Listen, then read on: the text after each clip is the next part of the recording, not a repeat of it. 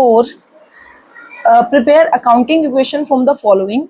The first transaction is Kunal started business with cash 2,50,000. तो cash हो जाएगा 2,50,000 से इंक्रीज और उधर से हमारी कैपिटल हो जाएगी 2,50,000. इक्वेशन में हम सेम अमाउंट उतार देंगे. Next transaction is purchased furniture for cash. Cash में फर्नीचर परचेज किया. देखो कैश में किया, कैश माइनस हो जाएगा, है ना. 35,000 का कैश है तो 35,000 सब्ट्रैक्टेड फ्रॉम कैश और यहाँ से एक एसेट मेरे पास ऐड हो गई विच इज फर्नीचर.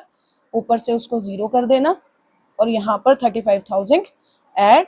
लाइबिलिटी पे, कैपिटल पे no effect. Now the new equation 2,50,000 में से 35,000 जाएंगे. It will be 2,15,000. Furniture 35,000. Capital 2,50,000.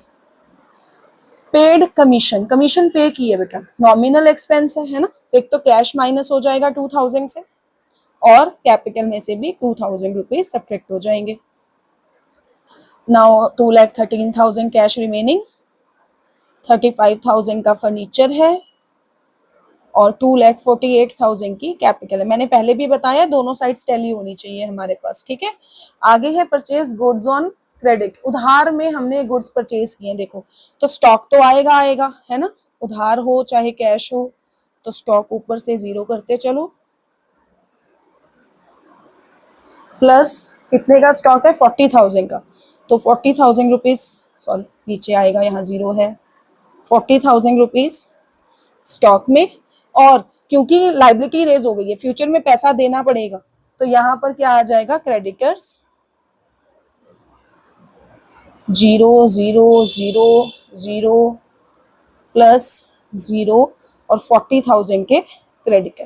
Capital पे नो इफेक्ट, कैश पे नो इफेक्ट, फर्नीचर पे नो इफेक्ट. 2,13,000, 35,000, 40,000, 40,000 के क्रेडिटर्स हैं और 2,48,000 कैपिटल है.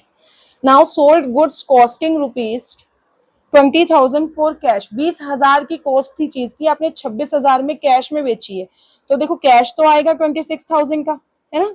और स्टॉक कम हो जाएगा 20,000 से. और जो बीच का प्रॉफिट है which is 6,000, it will be added in capital because profit हो लॉस हो किसका है? ओनर का. तो जब इसमें ऐड करेंगे इट विल बी 2,39,000. फर्नीचर पर नो इफेक्ट. 35,000 का फर्नीचर है, 20,000 का स्टॉक रह गया है. क्रेडिटर्स पर नो इफेक्ट.